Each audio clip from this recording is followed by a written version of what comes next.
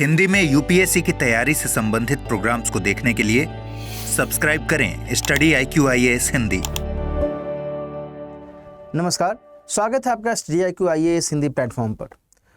दोस्तों, आज की इस खास चर्चा में जो विषय हम लोग पिक कर रहे हैं वो जुड़ा हुआ है भारत और पाकिस्तान के बीच हाल के समय में उभरते तनाव के कॉन्टेक्स्ट में जो युद्ध की परिस्थितियां पनप रही हैं उसके बारे में क्या स्थिति है, क्या परिस्थिति है, क्या कुछ अलग अलग पक्ष कह रहे हैं, इनके कॉन्टेक्स्ट में हम लोग बातचीत करेंगे। देखो, हम सभी को पता है कि बीते दिनों जिस तरीके से कायराना आतंकी हमला किया गया उसके बाद दोनों पक्षों के स्तर पर अलग अलग स्तरों पर गतिविधियां देखी गई हैं। राजनयिक स्तर पर भी गतिविधियां देखी गई हैं, क्रियाएं और प्रतिक्रियाएं देखी गई हैं और साथ ही अलग अलग स्तरों पर कुछ बयान भी जारी किए गए हैं। यहाँ पर ध्यान रखिएगा कि भारत के स्तर पर कैबिनेट कमेटी ऑन सिक्योरिटी, जो कि सुरक्षा मामलों से संबंधित सबसे उच्च समिति मानी जाती है मंत्रिमंडलीय समिति के स्तर पर, उसके सौजन्य से कई सारे बैठकें आयोजित की गई हैं। लगभग 1 से 2 बैठकें हाल ही के समय में आयोजित हो रही हैं या हुई भी हैं। उसके मद्देनज़र एक कयास लगाया जा रहा है कि भारत की तरफ से इस कायराना हमले के अगेंस्ट में कुछ न कुछ जवाब दिया जाना चाहिए, दिया जा सकता है। वहीं दूसरी तरफ पाकिस्तान के स्तर पर भी, पाकिस्तान की सरकार के स्तर पर भी कुछ वहाँ के जो मंत्री हैं, लाइकवाइज वहाँ के जो रक्षा मंत्री हैं, वहाँ के जो सूचना और प्रसारण मंत्री हैं, उनके द्वारा कुछ ऐसी बातें की जा रही हैं जो और अधिक शंका को यहाँ पर पनपा रहा है। यहाँ पर सामने मैंने वहाँ के रक्षा मंत्री के द्वारा कही गई बात को मेंशन कर रहा हूं, जिसमें उनके द्वारा ये कहा जा रहा है कि किसी भी समय में भारत के द्वारा सैन्य घुसपैठ या फिर सैन्य जो हमला है वो हो सकता है। ये उनके द्वारा कयास लगाए जा रहे हैं। आई डोंट नो या वी डोंट नो कि क्या भारत इस समय इस तरीके की व्यवस्था को लेकर के सोच रहा है या फिर क्या कहना है, नहीं कहना, ये तो एक सुरक्षा से जुड़ा हुआ मामला है। वहीं दूसरी तरफ अभी हाल ही में फिर से वहाँ के सूचना और प्रसारण मंत्री के द्वारा एक बार फिर से कहा जा रहा है कि अगले 24 से 36 घंटे में भारत के द्वारा बहुत ही सुनियोजित तरीके से मिलिट्री एक्शन किया जाएगा और इसके संभावित तौर पर बुरे परिणाम हो सकते हैं और इसके लिए पाकिस्तान नहीं बल्कि भारत जिम्मेदार होगा। ये महानुभाव जो हैं ताउल्लाह तरार, इनके द्वारा ऐसी बातें की जा रही हैं। समझिएगा कि ये क्या कह रहे हैं। ये सीधे सीधे भारत पर आरोप लगा रहे हैं कि भारत को हमने अपनी तरफ से यह ऑफर भी दिया कि क्यों नहीं एक विश्वसनीय, एक पारदर्शी, एक ऐसी विशेषज्ञों की समिति या एक ऐसे आयोग का गठन किया जाए जो कि इस घटना से संबंधित जांच प्रक्रिया को अंजाम दे और जो भी उसके लिए दोषी है उसको सजा दी जाए और पाकिस्तान इसमें आपका साथ देगा। लेकिन भारत के द्वारा इस मामले में ऐसा कोई भी सहमति नहीं जताई जा रही है। उल्टे भारत जो है सैन्य आक्रमण करने को लेकर के बातें कर रहा है और इसके बुरे परिणाम होंगे। समझिए कि किस तरीके से भारत को इनडायरेक्टली प्रोवोक करने की कोशिश इनके द्वारा की जा रही है, पाकिस्तान की सरकार के द्वारा की जा रही है। भारत के द्वारा क्या कदम उठाया जाएगा, क्या कदम नहीं उठाया जाएगा, ये तो बात की बात है। ये तो सुरक्षा से जुड़ा हुआ एक बहुत ही संवेदनशील मामला है। इस पर किसी भी लेवल पर कोई भी टीका टिप्पणी नहीं करनी चाहिए, ठीक है। लेकिन दूसरी तरफ पाकिस्तान की तरफ से जिस तरीके से बयानबाजियां चल रही हैं वो कहीं ना कहीं ये इंडिकेट करना चाहते हैं, इनफैक्ट ये अपने बातों से अंतर्राष्ट्रीय जगत को ये बताना चाहते हैं कि देखिए हम तो बहुत ही शालीन हैं, बहुत ही बेहतर तरीके से हम ऑफर कर रहे हैं और भारत के द्वारा ही मनमानी की जा रही है। ये इनडायरेक्टली अंतर्राष्ट्रीय जगत को बताने की यह शैली है और उसी को ये फॉलो कर रहे हैं ताकि उनके ऊपर कभी भी आरोप न लगाया जाए कि आपके कारण युद्ध हुआ है। Getting my point? तो यहाँ पर ये सारी जो स्थितियां हैं दोस्तों, आपको ध्यान में रखने की ज़रूरत है। इसके अलावा भारत के प्रधानमंत्री महोदय के माध्यम से भी ऐसी जानकारियां मिल रही हैं, कुछ ऐसी सूचनाएं मिल रही हैं जिसमें उनके द्वारा यहाँ तक कहा गया है कि जो सेना है वह बहुत ही स्वतंत्र तरीके से इस कंटेक्स्ट में कदम उठा सकती है। हम उस पर ऐसा कोई भी बेवजह का दबाव नहीं डालेंगे और उसके हिसाब से जो भी कार्रवाई होनी चाहिए, जो भी कार्रवाई बेहतर है, सक्षम कार्रवाई हो, वो हम उसको फॉलो करेंगे, हम उसको अपनी सहमति देंगे। तो ये सारी बातें भी यहाँ पर हमें देखने को मिल रही हैं। वहीं जो एक और कंटेक्स्ट है बच्चों, ये यहाँ पर समझने की जरूरत है, और वो कंटेक्स्ट है कोल्ड स्टार्ट का। देखिए, कोल्ड स्टार्ट अपने आप में बहुत ही इंपॉर्टेंट टर्म है जिसको यहाँ पर समझने की दरकार है। हो ये रहा है कि भारत और पाकिस्तान, यहाँ पर इन चीजों को थोड़ा सा समझिए कि भारत और पाकिस्तान दोनों ही न्यूक्लियर शक्ति हैं। नाभिकीय क्षमता दोनों के पास में मौजूद है। नाभिकीय क्षमता कहने का मतलब क्या हुआ? दोनों के पास में नाभिकीय बम है। अब ऐसे में क्या भारत अपने लेवल पर पाकिस्तान के अगेंस्ट में नाभिकीय हमला करेगा? बेबुनियाद बात है, बेफिजूल की बातें हैं। क्यों? क्योंकि भारत ने हमेशा से NFU को महत्व दिया है। 1998 में जब भारत के द्वारा परमाणु बम का परीक्षण किया गया था, उसके बाद भारत सरकार के माध्यम से इस सिद्धांत को अपनाया गया, नो फर्स्ट यूज। हम परमाणु बम का कभी भी इस तरीके से इस्तेमाल नहीं करेंगे जिसमें ऐसा लगे कि हमने पहल की है। ऐसा नहीं है। हम जब भी इसका इस्तेमाल करेंगे उसमें इस बात को देखेंगे कि क्या सामने वाले पक्ष के माध्यम से, सामने वाले दुश्मन के माध्यम से हमें तबाह करने की कोशिश तो नहीं की जा रही है। और यदि किसी भी दुश्मन के द्वारा ऐसा किया जाएगा तो हम उसको छोड़ेंगे नहीं, हम उसको बर्बाद कर देंगे। यही बहुत ही महत्वपूर्ण सिद्धांत है बच्चों, नो फर्स्ट यूज। और इसी सिद्धांत को भारत लगातार फॉलो करता रहा है, आज तक उसको अपनाता रहा है, और यह भारत की अपनी विदेश नीति का एक अभिन्न हिस्सा है। इसको ध्यान में रखिएगा, जानकारी में आपको रखनी चाहिए। Getting my point. अब बात आती है पाकिस्तान की। देखो, पाकिस्तान की स्थिति एक अड़ियल बच्चे की तरह है। एक ऐसे अड़ियल बच्चे की तरह जो कि एकदम बेपरवाह है, जिसको किसी से कोई मतलब नहीं है, और उसके पास में एक ऐसा पत्थर आ चुका है जो किसी के ऊपर भी चला सकता है, कभी भी चला सकता है। एकदम बिना सिर पैर के सोच करने वाला व्यक्ति की तरह इसकी स्थिति है। अब इसके पास में परमाणु क्षमता भी है, और इस कारण से भारत को अक्सर एक अंदेशा लगता रहता है कि कहीं ऐसा न हो कि किसी भी विपरीत स्थिति में ये उसका गलत तरीके से इस्तेमाल कर ले, जो कि मानवीय सभ्यता के लिहाज से, एक देश के नागरिकों की सुरक्षा के लिहाज से कतई सही नहीं होगा, है कि नहीं? तो यहां पर इस बात को ध्यान में रखने की आवश्यकता है। इस मद्देनजर ध्यान रखिएगा कि पाकिस्तान की समर्थन से जब भी कभी आतंकी हमले को हाल के समय में अंजाम दिया गया, चाहे वो उरी अटैक हो, चाहे वो पुलवामा अटैक हो, उसके बाद भी भारत सरकार के द्वारा कुछ ऐसे कदम उठाए गए जो अपने आप में काबिल तारीफ थे। वो सर्जिकल स्ट्राइक के तौर पर वो कदम उठाए गए, और वो कदम इसलिए उठाए गए क्योंकि भारत ने कोल्ड स्टार्ट स्ट्रेटजी को फॉलो किया है। इसको कोल्ड स्टार्ट ऐसे लिखना ज्यादा बेहतर है ना? इसको देवनागरी में आप ऐसे ही लिख सकते हैं। आप इसकी शुद्ध हिंदी में अनुवाद, यदि इसका अनुवाद करेंगे तो फिर आपको दिक्कत हो जाएगी। कोल्ड स्टार्ट कहने का मतलब क्या हुआ, ये हम लोग समझेंगे। देखो, आप लोगों ने कोल्ड वार के बारे में तो पढ़ा ही होगा ना। कोल्ड वार यदि पढ़ा नहीं होगा तो सुना तो होगा ही। इसे हम लोग हिंदी में कह देते हैं शीत युद्ध, जो कि यूएसए और तत्कालीन यूएसएसआर, जिसे हम लोग सोवियत संघ के तौर पर जानते हैं, पहले सोवियत संघ के तौर पर जाना जाता था। 1991 के समय में इसका विघटन हुआ, और देन फिर 15 अलग अलग देश बन गए। उनमें से एक रूस भी बना, यूक्रेन वगैरह कई सारे देश बन गए थे।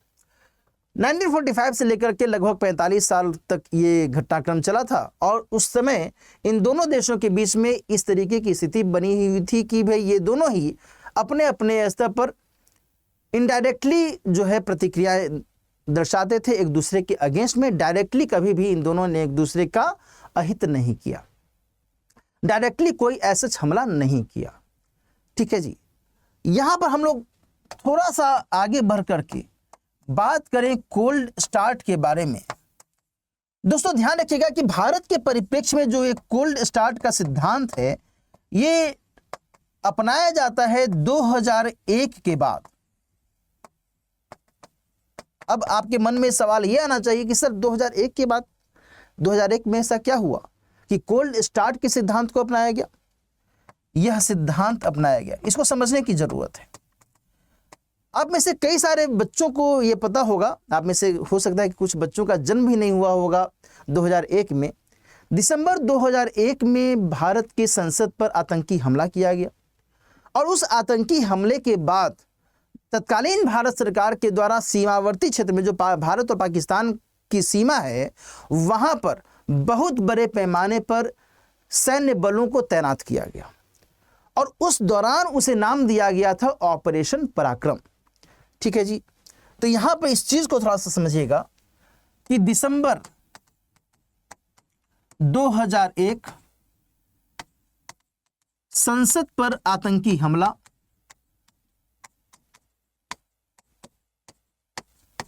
और इस हमले के बाद भारत द्वारा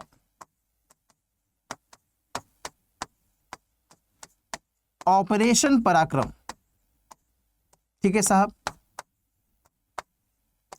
ऑपरेशन पराक्रम, और इस ऑपरेशन पराक्रम के द्वारा भारत पाक सीमा पर बड़ी संख्या में सैन्य बल की तैनाती,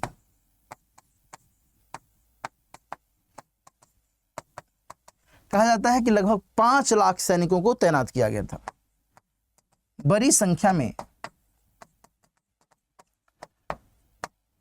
सैन्य बल की तैनाती। अब यहां पर समझो, जाहिर सी बात है देश के द्वारा इतने बड़े स्तर पर मोबिलाइज किया जाएगा, सिपाहियों को सीमावर्ती क्षेत्रों पर यदि तैनात किया जाएगा तो क्या इसकी सूचना सामने वाले देश को नहीं मिलेगी? ऑब्वियसली मिलेगी। और क्या इसकी सूचना अंतर्राष्ट्रीय जगत पर प्रसारित नहीं होगी? ऑब्वियसली होगी। तो ऐसे में उस समय जब ये ऑपरेशन पराक्रम को अंजाम दिया गया तो पाकिस्तान के द्वारा अपने लेवल पर कोशिश की गई इसका प्रत्युत्तर देने के लिए, उसके द्वारा भी अपने स्तर पर तैयारियां की गई और अंतर्राष्ट्रीय जगत में भी ये जो हलचल थी बहुत बड़े पैमाने पर देखी कि अरे भारत के द्वारा इस तरीके से कदम उठाया जा रहा है। उसके बाद ही, इस घटनाक्रम के बाद ही भारतीय रणनीतिकारों ने, विशेषज्ञों ने, सुरक्षा सलाहकारों ने, सुरक्षा विशेषज्ञों ने और भारत सरकार, इन सभी के द्वारा जो भी जांच एजेंसियां हैं, सुरक्षा एजेंसियां हैं, गुप्तचर एजेंसियां हैं, इन सभी के द्वारा अपने लेवल पर बैठकों को अंजाम दिया गया। और देन आफ्टर धीरे धीरे जो बातें निकलकर सामने आने लगी वो कोल्ड स्टार्ट सिद्धांत को अपनाने को लेकर के दिखने लगी।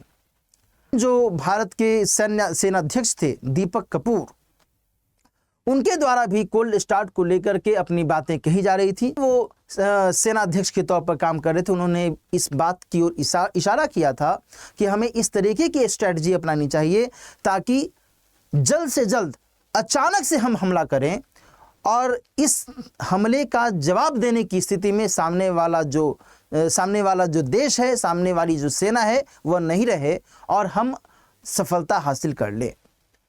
हम इस तरीके से हमला करें ताकि सामने वाले को पता भी न चले और हम अपना लक्ष्य हासिल कर लें। इस तरीके से इसे एक सरप्राइज अटैक की श्रेणी में रखा गया। Getting my point?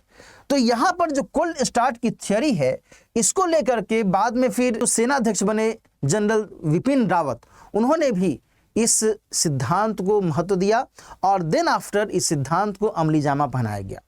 इसी सिद्धांत के मद्देनजर जो सर्जिकल स्ट्राइक है इसको लाया जा सकता है।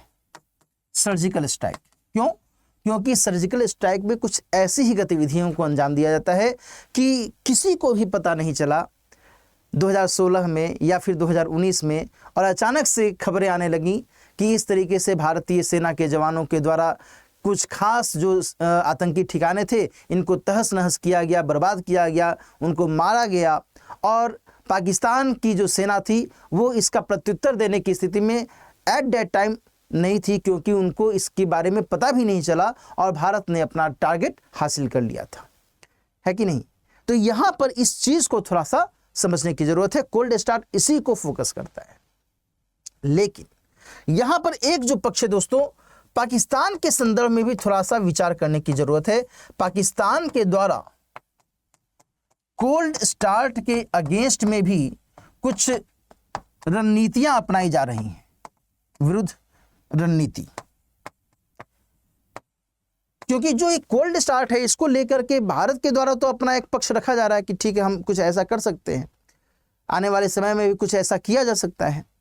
लेकिन जिस तरीके से हम लोग अभी से देख रहे हैं ना, बयानबाजियां चल रही हैं वहाँ के सरकार के मंत्रियों के द्वारा, बातें थोड़ी सी उलट पुलट वाली हो सकती हैं, है ना। बातों में उनके यदि दम रहता है तो फिर मामला थोड़ा सा और अधिक गर्मा सकता है और अधिक तनावपूर्ण स्थिति पनप सकती है। जो ये कोल्ड स्टार्ट है दरअसल ये इनिशिएट करने की कोशिश करता है कि भाई हम इस तरीके से हमला करें, हम इस तरीके से कार्रवाई को अंजाम दें ताकि पाकिस्तान उस स्थिति में आने से पहले ही एकदम वो चित हो जाए, हार जाए, पराजित हो जाए। हम उस स्थिति तक इस पूरी घटनाक्रम को लाने ही ना दें कि पाकिस्तान को हमारे अगेंस्ट में बहुत बड़े लेवल पर युद्ध करने का एक मौका मिल जाए। हम उस सीमा तक इस कोल्ड स्टार्ट थ्योरी को अपनाए ही नहीं, है ना, और हम अपना टारगेट पूरा करें और तुरंत वापस चले आएं, तब फिर बात ही खत्म, फिर तो कोई दिक्कत ही नहीं है।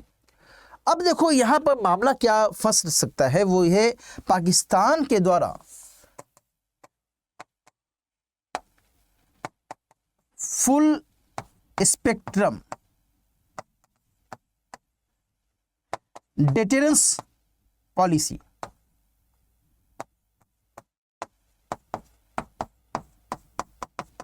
है ना, ये ध्यान में रखिएगा।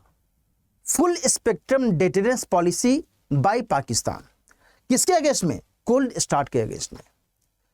अब ये साहब क्या है, दरअसल पाकिस्तान के द्वारा इस पॉलिसी के माध्यम से, यदि मैं इसको शॉर्ट फॉर्म में लिखूं, वो FSDP full spectrum deterrence policy के माध्यम से पाकिस्तान ने कुछ TWP का विकास किया है। अब ये TWP क्या है? TWP का मतलब होता है टैक्टिकल, सॉरी TWP नहीं, TNW, tactical nuclear weapons, tactical nuclear weapons. और ये जो न्यूक्लियर वेपन्स हैं इनके बारे में बताया जा रहा है कि इनका जो आकार है 150 से 250 ग्राम का होता है और इनका इस्तेमाल सैन्य ठिकानों पर हमला करने में किया जा सकता है। सैन्य ठिकानों पर हमला करने में सक्षम।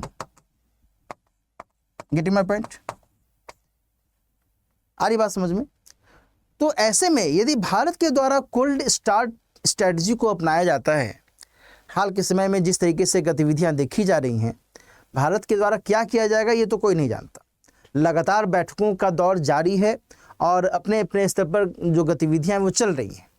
लेकिन यदि भारत के द्वारा कोल्ड स्टार्ट स्ट्रेटजी को अपनाया जाता है तो यहाँ पर विशेषज्ञों को इस स्तर पर भी ध्यान रखने की आवश्यकता है, क्योंकि जो समाचार में जानकारियां मिल रही हैं उसमें इसके बारे में वर्णन किया जा रहा है और इसमें बताया जा रहा है कि पाकिस्तान इसके जरिए भारत के सैन्य ठिकानों पर हमला करके और जो भारत की सैन्य तैयारी है उसको नुकसान पहुंचा सकता है, उसको बर्बाद कर सकता है। ऐसे में भारत को दिक्कत होगी, है ना। भारत की जो अपनी रणनीति है, भारत की जो अपनी स्ट्रैटेजी है कि हम किस तरीके से हमला करेंगे, कब हमला करेंगे, क्या हम करेंगे नहीं करेंगे, जो भी भारत की अपनी स्ट्रैटेजी रहती है किसी भी स्तर पर हमला करने को लेकर के, तो वैसे में भारत को दिक्कत हो सकती है। इन बातों का ध्यान रखने की आवश्यकता है ना। लेकिन अब यहाँ पर एक जो दूसरा पक्ष है वो भी समझने लायक है कि जब हम बात यहाँ कर रहे हैं टैक्टिकल न्यूक्लियर वेपन की, तो बात तो यहाँ पर आ जा रही है न्यूक्लियर वेपन। और मैंने अभी आपको बताया कि भारत ने क्या कहा है, नो फर्स्ट यूज। हम पहले न्यूक्लियर वेपन का इस्तेमाल नहीं करेंगे, परमाणु बम का इस्तेमाल नहीं करेंगे। और परमाणु बम का इस्तेमाल यदि हम पहले नहीं करेंगे तो हम इस बात का ध्यान रखेंगे कि सामने वाला यदि परमाणु बम का इस्तेमाल करता है तो हम उसको छोड़ेंगे नहीं। और यदि इनके द्वारा टैक्टिकल न्यूक्लियर वेपन का इस्तेमाल किया जाएगा और हमारे सैन्य ठिकानों को बर्बाद किया जाएगा तो हम इस मामले में भी विचार करने से कतराएंगे नहीं। क्योंकि आपने कुछ इस तरीके, बेशक आपने बहुत बड़े पैमाने पर क्षति नहीं पहुंचाई है, परमाणु बम से हमला नहीं किया, ये ठीक बात है, लेकिन आपने कुछ ऐसे हथियारों का इस्तेमाल किया है जरूर जिसमें न्यूक्लियर तकनीक का इस्तेमाल किया गया है। तो हम भी अपने लेवल पर अपनी क्षति को कंपनसेट करने के लिए कुछ ऐसा कदम उठाने को लेकर के विचार कर सकते हैं। Getting my point? ऐसे भी स्थितियां देखी जा सकती हैं। ये तो खैर आगे आने वाले समय में पता चलेगा क्या होगा नहीं होगा, लेकिन वर्तमान में जो स्थिति है उसके मद्देनजर इस कंटेक्स्ट में भी ध्यान रखने की ज़रूरत है। ठीक है जी। तो ये जो तमाम बातें हैं दोस्तों, यहाँ पर हम लोग देख पा रहे हैं कि किस तरीके से वर्तमान में भारत और पाकिस्तान के बीच की जो स्थिति है तनाव की, वह बहुत अधिक उभर चुकी है। दोनों ही पक्षों के स्तर पर अपने अपने जो पक्ष हैं वो सामने रखे जा रहे हैं, अपनी अपनी बातें रखी जा रही हैं। पाकिस्तान के द्वारा जिस तरीके से लगातार भड़काऊ बयान जारी किए जा रहे हैं वह निश्चित तौर पर ठीक नहीं है। इससे अंतर्राष्ट्रीय जगत को भी भारत को विश्वास में लेना होगा कि भारत के द्वारा जो भी कदम उठाया जा रहा है, अभी तक जो भी कदम उठाया गया है इस हमले के बाद, वो किस कारण से सही है, सटीक है, उचित है और पाकिस्तान के अगेंस्ट में क्या कुछ कार्रवाइयाँ की जानी चाहिए, इसको लेकर के भी भारत को सावधानी से बहुत ही महत्वपूर्ण तरीके से विचार करने की आवश्यकता है, ताकि किसी भी स्तर पर भारत को, भारतीयों को नुकसान न हो। ठीक है जी। आज की चर्चा दोस्तों हम लोग अब यहीं पर समाप्त करते हैं। जल्दी से मैं आपको समराइज कर देता हूं। पूरी चर्चा के दौरान हम लोगों ने जिक्र किया कि किस तरीके से पाकिस्तान के रक्षा मंत्री, वहां के सूचना और प्रसारण मंत्री के द्वारा भारत के अगेंस्ट में बयानबाजियां की जा रही हैं। भारत के ऊपर ही लगातार आरोप लगाए जा रहे हैं कि भारत ही युद्ध को लेकर के तत्पर है, हम तो एकदम बहुत ही शांति दूत हैं, है कि नहीं? पाकिस्तान यही तो कर रहा है, लेकिन सब लोग जानता है कि पाकिस्तान किस तरीके का दूत है।